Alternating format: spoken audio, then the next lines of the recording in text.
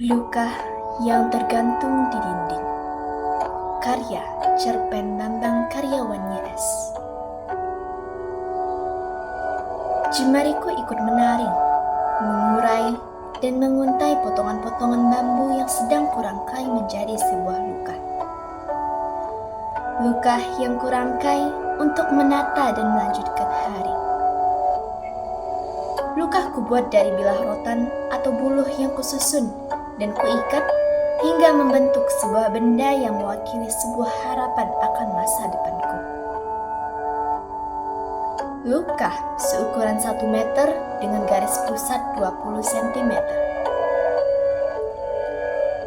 Di bagian ujung dalam luka terdapat lubang yang biasa disebut injak, berbentuk seperti leher kuda untuk membolehkan ikan masuk, di mana terdapat bilah rotan yang runcing dan tajam. Aku tinggal di antara rimbunan bambu dan gemericik sungai yang telah menjadi peneman hari-hariku bersama emak dan adikku. Gesekan irama rimbunan bambu yang selalu menimbulkan harmoni nada penyejuk kegundahan menjalani dan dengan waktu. Sambil menarikan jemari merangkai bambu, mataku selalu saja menatap sebuah luka tua yang selalu tergantung di dinding bambu rumah tuaku. Sebuah pesan emak selalu kami jaga tentang luka tua itu. Jangan kalian sentuh, apalagi kalian pindahkan luka itu. Kalau kalian sampai melakukan itu, sama saja kalian tidak sayang dengan emak. Aku selalu menanyakan alasan pesan itu harus kami patuhi.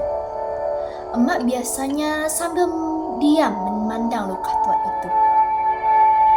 Pesan emak bagi kami sebagai sebuah wasiat yang selalu memagari perilaku kami agar tidak menyentuh dan memindahkan luka yang selalu tergantung itu. Sebuah cerita mengalir di bibir emak yang telah mulai hilang warna merahnya seiring tempahan waktu yang berat dilaluinya. Luka itu menjadi peninggalan terakhir abah kalian. Abah selalu bersemangat mencari ikan di sungai untuk makan kita sehari-hari. Abah meninggal terseret arus hujan lebat, dan mayat Abah ditemukan ketika sedang memeluk luka itu. Emak semakin ringkih dengan tetesan air mata yang membasahi pipi rapuhnya. Biasanya selesai emak menangis, emak akan duduk berlama-lama sambil memandangi luka itu ditemani sunyi. Aku dan adikku tidak berani dan tidak mau mengganggu emak yang sedang menikmati sepenggal kenangan bersama Abah. Aku jadi mengerti mengapa emak begitu mencintai luka yang mulai kusam dimakan usia. Setiap tamu yang datang selalu merasa takjub dan menginginkan luka yang tergantung di dinding itu. Aku hanya bisa bilang, itu peninggalan dari almarhum Abah. Kalau Bapak mau, akan saya buatkan yang sama persis dengan luka itu. Namun, selalu saja menimbulkan daya tarik tersendiri bagi mereka yang datang, dan mereka selalu mengatakan, tidaklah sama luka yang telah kubuat walau telah semirip mungkin dengan yang tergantung di dinding itu. Luka itu seperti ada kekuatan yang selalu membuat kami ingin terus memandang dan memilikinya. Itulah pujian yang selalu kudengar, dan emak dengan ketegasannya menolak siapapun yang ingin memilikinya. Tak seorang pun kuizinkan menyentuhnya, apalagi memilikinya, tegas emak. Aku selalu terheran. Setiap menjelang purnama, luka yang biasa tergantung tidak pernah menempel di dinding. Awalnya tidak terlalu kupedulikan. Namun, setiap putaran bulan purnama berikutnya selalu tidak ada di tempatnya. Rasa ingin tahu mendorongku untuk menyelidik. Sempat aku terkejut ketika aku melihat emak membawa luka itu ke kamar dan sempat kudengar lama-lama emak memanggil-manggil suara dengan lirih. Terdengar samar di telingaku. Kulekatkan daun telingaku di dinding kamar yang bersebelahan dengan kamar emak. Perlahan-lahan, agar tidak terdengar gaduh, mengingat dinding kamarku terbuat dari bambu yang akan mudah tergetar ketika disentuh. Hening bersama nyanyian suara serangga malam. Keharuan menyeruak ketika kudengar sebuah kata yang diulang emak. Abah, Abah, Abah. Aku hanya bisa membayangkan rindu yang begitu lirih keluar dari mulut emak. Bila emak telah menyebut nama itu berulang-ulang, aku pun merasa kerinduan yang sama.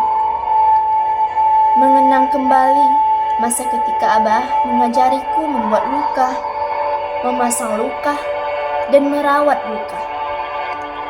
Aku jadi ingat pesan Abah untuk menjadikan luka bukan sebagai benda mati. Kau akan merasakan mengapa ikan-ikan di sungai mau datang ke luka kita bila luka itu kau rawat dengan selalu memberikan harapan agar ikan-ikan mau mendatangi luka ini.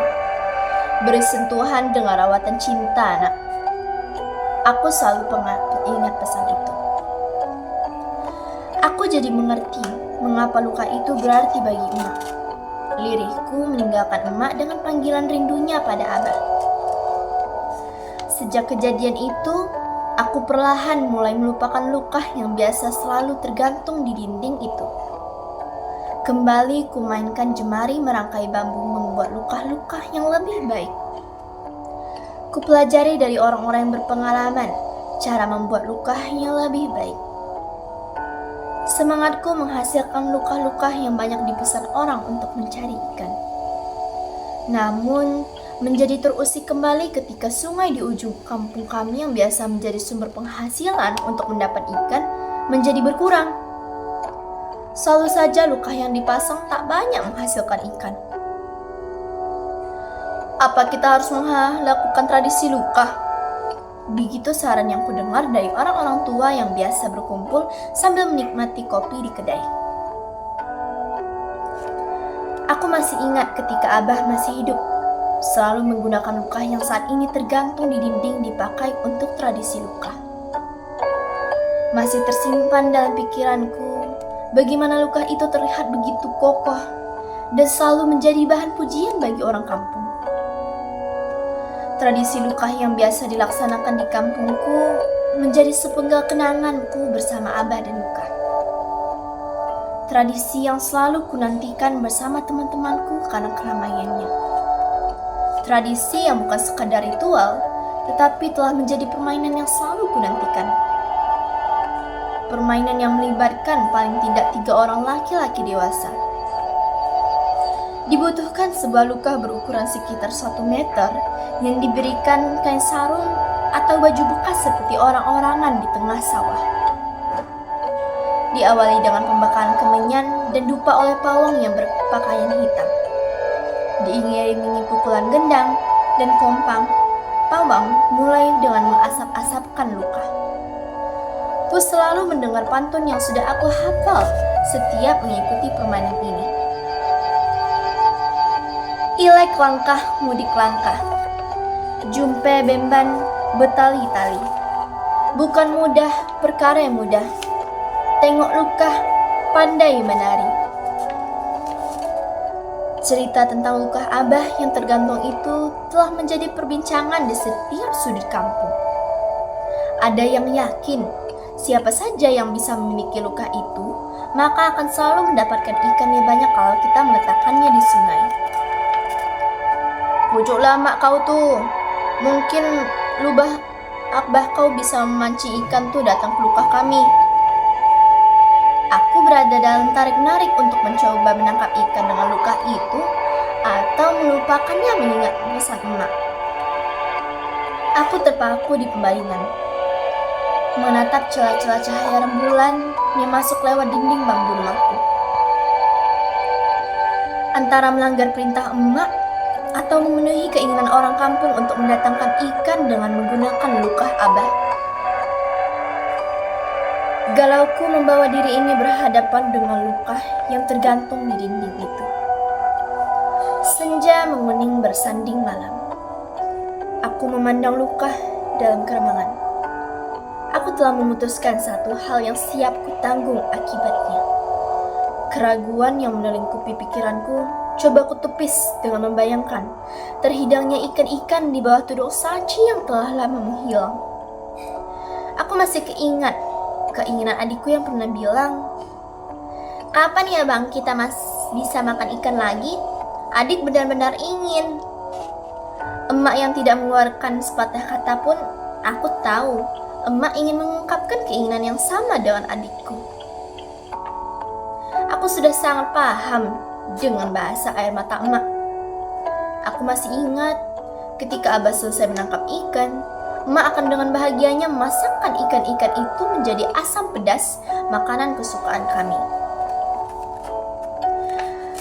Aku telusuri tepian sungai yang biasa aku tapaki. Kuletakkan luka di bibir sungai dengan penuh harap. Drama kesunyian tepian hutan dan gemerisik aliran sungai membuatku terlelap sesaat. Dalam lelapku, sebuah senyum Abah dihadiahkan untukku. Senyuman yang selalu kurindu. Aku tersadar dari lelap rindu itu ketika irama lembut sungai menjadi kacau. Kudekati luka yang ternyata puluhan ikan berebutan ingin keluar dari mulut luka itu. Segera ku tarik luka itu dan bahagiaku menyeruak melihat puluhan ikan yang telah lama tidak singgah di luka-luka yang lain. Inikah arti mimpiku? Abah, inikah ikan-ikan kirimanmu? Aku semakin meyakini kalau luka ini memang telah akrab dengan lingkungan air sungai di sini. Sehingga ikan-ikan pun dengan senang hati singgah masuk dan main sebentar di dalam luka. Aku melangkah mengikuti bayangan rembulan menuju rumah bambuku. Sebuncah harapan dalam anganku terbayang sebuah senyuman emak dan adikku melihat ikan yang telah lama tidak menjadi hidangan sehari-hari. Langkah-langkah bahagia yang telah kuatur membawa ikan terhentak ketika sebuah panggilan memakakkan telingaku. "Kau sudah tak patuh dengan emak." Kagetku tersentak berkepanjangan ketika luka yang terjatuh dari tanganku direbut paksa emak. Suasana menjadi hening bersamaan, senyapnya nyanyian serangga malam yang ikut takut dengan teriakan emak yang jarang didengarnya. Emak membawa luka ke dalam kamar yang langsung membanting pintunya. Telingaku seperti tersumbat dengan bantingan pintu. "Ada apa, Bang?" Adikku keluar dari kamar sambil memandang sekeliling dan bertanya. Aku tak sanggup mengeluarkan kata untuk menjawab pertanyaan adikku. Gontai hatiku membawa lelap tak nyenyak. Malam semakin pekat. Awan kemauan saling berkelindan, membentuk gumpalan yang menyesakkan. Sebuah petir disambung petir yang lain. Hujan seperti tertumpah hanya di rumahku. Atap rumbia yang biasa mampu menahan serangan hujan kini koyak-moyak dengan air yang membentuk tetesan dari berbagai sisi. Lantai tanah rumah bambuku menjadi becek di mana-mana. Sebuah teriakan ku dengar dari kamar adikku. "Ama!" Ku hampiri adikku yang gemetaran di depan pintu kamar emak yang terbuka. "Emak tidak ada di kamar, Bang." Aku bingung melihat ketidakbiasaan ini. Pikiranku langsung menelusuri labirin memori, mengulang ucapan emak yang pernah disampaikan. "Abahmu meninggal sambil memeluk luka di sungai itu." Gemuruh hujan dan petir memekakkan telinga ditambah teriakan dan tangis adikku. Aku nekat dan mengikuti bisikan hatiku. Aku hanya bisa mengikuti suara hati yang memintaku untuk segera ke sana. Hujan dan petir tak kuhiraukan. Kubawa rasa bersalah dan dosa ini untuk menemui emak. Teriakanku terbenam. Angin kencang Namun tetap saja aku teriakkan. Di ujung sungai, kulihat tubuh emak memeluk luka yang disirami hujan. Rasa bersalahku menguap dan kupeluk tubuh ringkihnya. Kugoyangkan tubuh dan kurasakan kaku dan beku. Emak, ampun, Ma.